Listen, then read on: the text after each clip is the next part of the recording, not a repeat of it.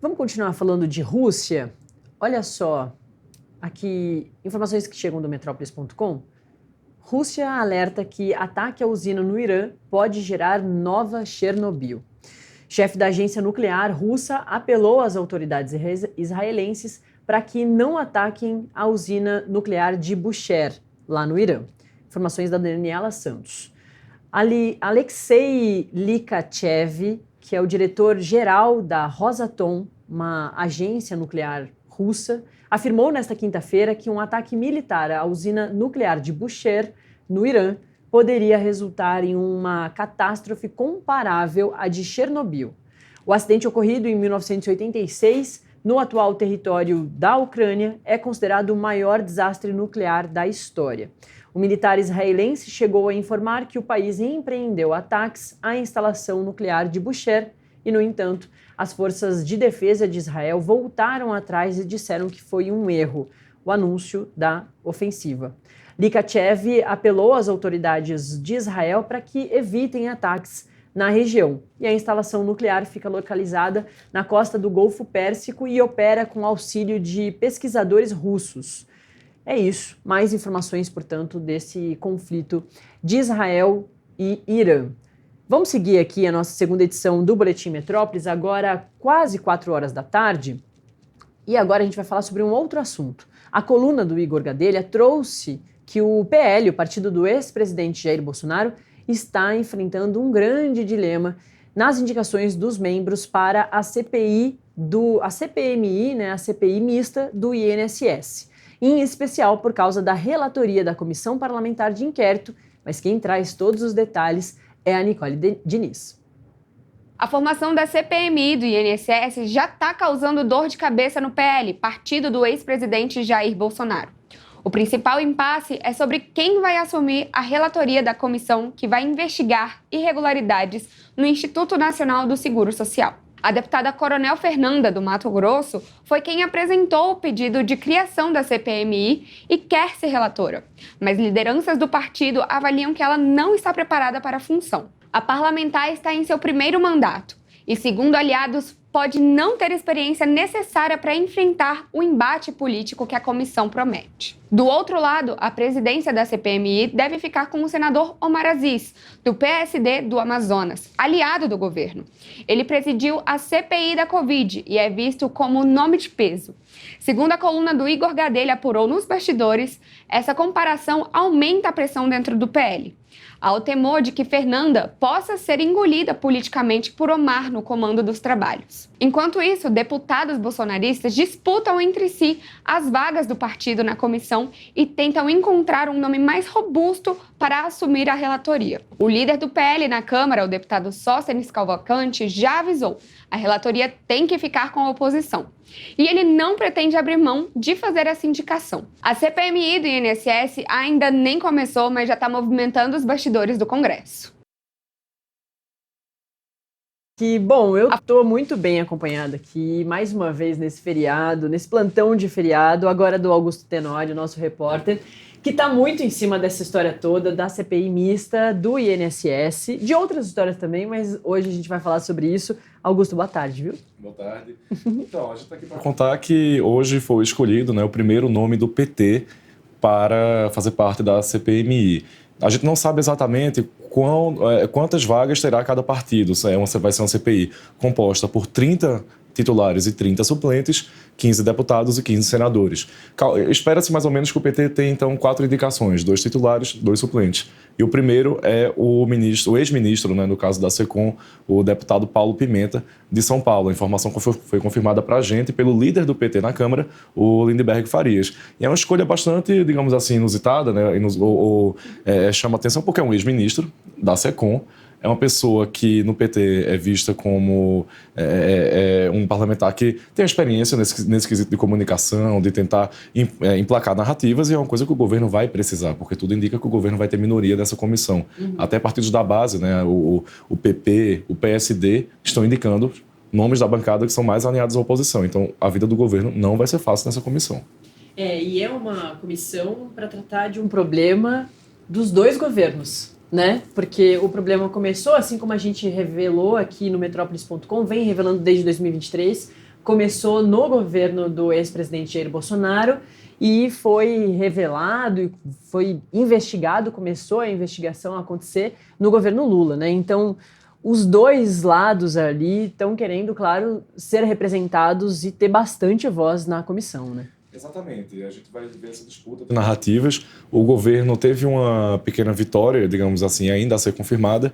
A gente até revelou aqui no Metrópolis, final de maio, que o presidente do Senado, né, o Davi Alcolumbre, tinha indicado para tanto a oposição quanto para o lado do governo que o presidente, que ele tentaria emplacar como presidente dessa comissão, o senador Omar Aziz.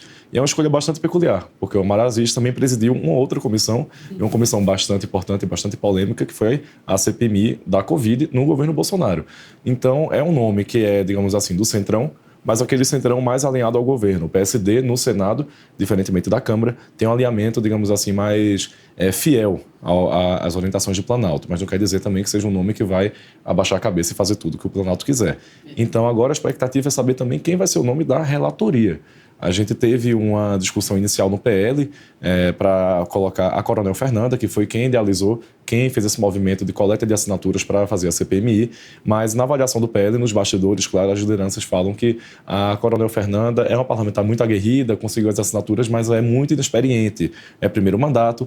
Então, caso ela fosse, de fato, a relatora, diante de digamos assim, um ninja na política, que é o Omar Aziz, tudo indicava no PL, na palavra dos próprios líderes do PL, que ela seria engolida e não conseguiria fazer um trabalho para o lado da oposição. Mas a gente vai ver esse embate.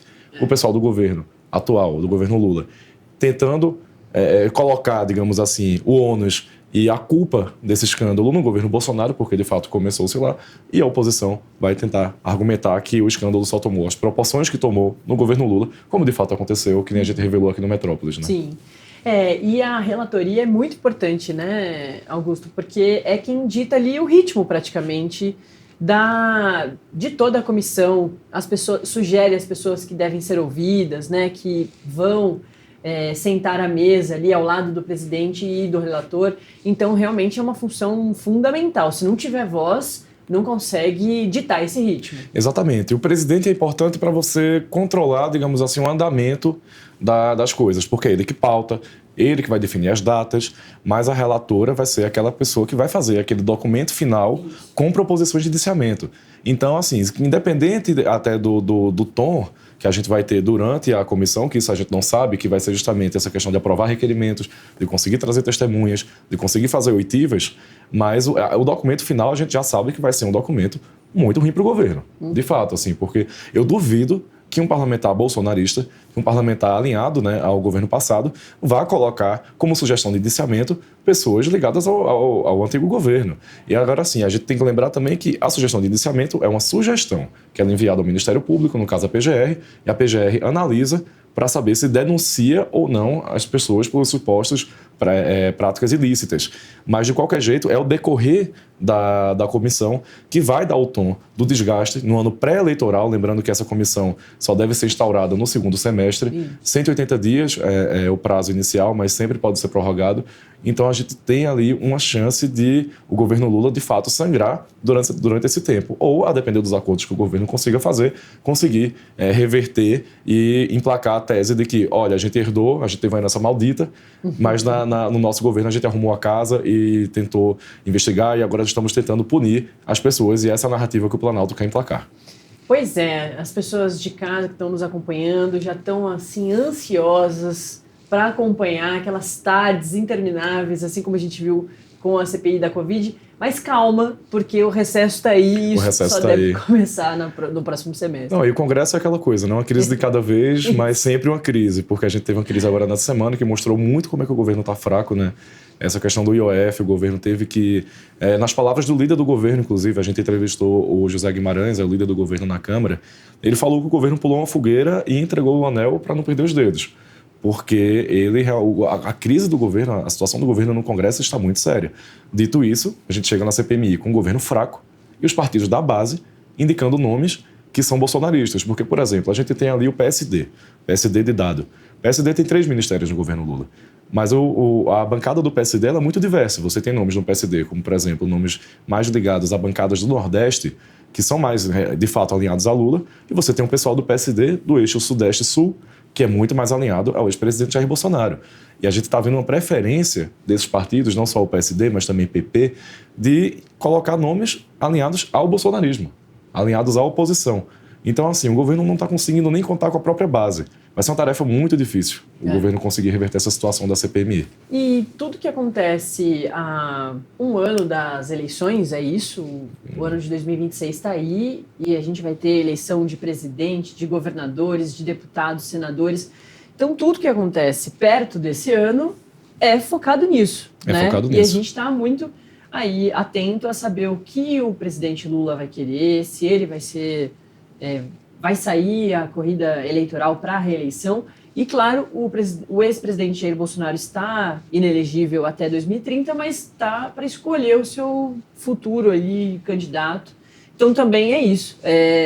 Tudo que acontece na pré-eleição dita o que vai acontecer no ano da eleição. Exato. A gente tem até aquele ditado, né? A eleição mais importante é sempre a próxima, porque você passou a municipal, quando você acaba a eleição municipal, todo mundo já começa a olhar para 2026, porque é isso, né? A eleição a cada 2 anos faz você ter sempre um ano pré-eleitoral para alguma coisa, seja municipal, seja federal. Mas o caso do governo é bem interessante, assim, porque a gente teve a gente até fez essa comparação aqui no Metrópolis. A situação de desaprovação do presidente Lula hoje é muito parecida com a situação de desaprovação do ex-presidente Jair Bolsonaro, mais ou menos nessa época também.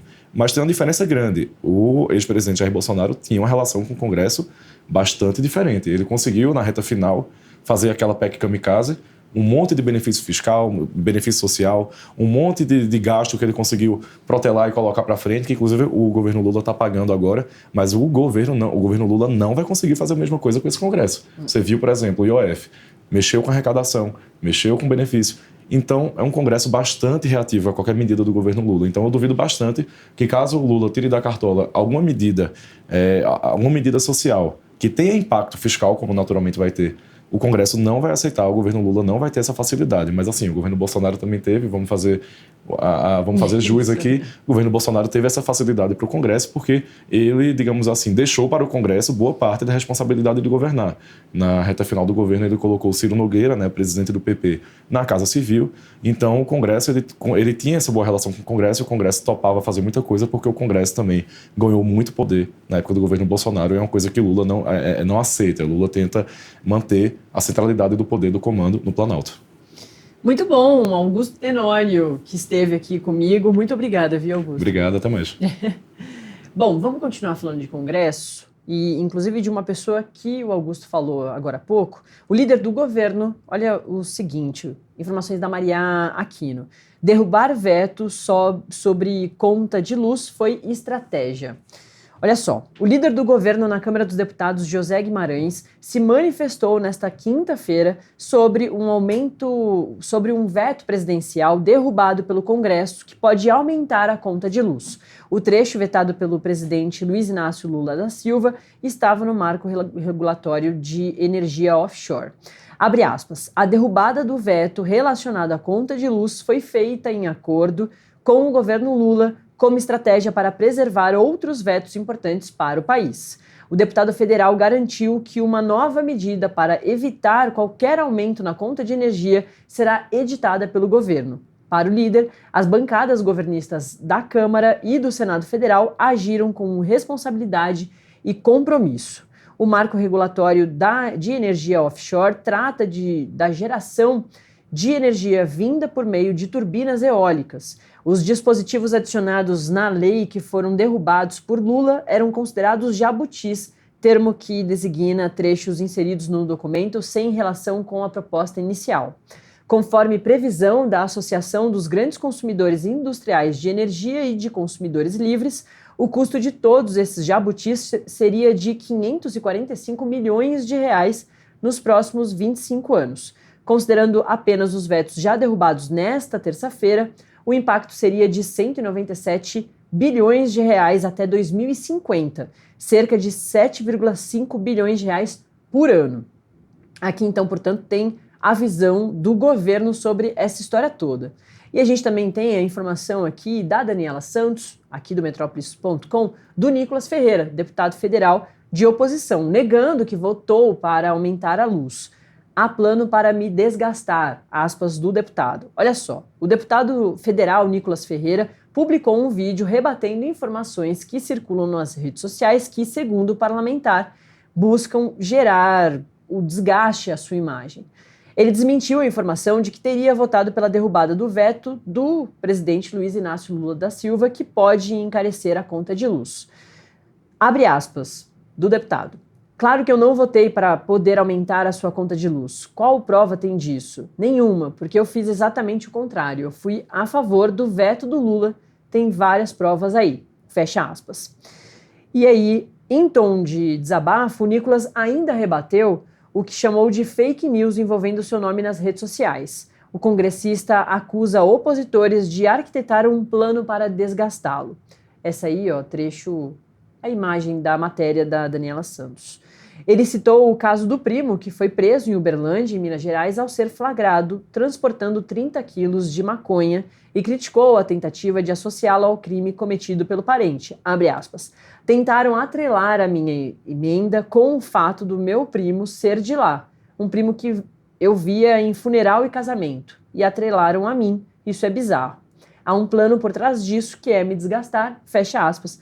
Então, informações da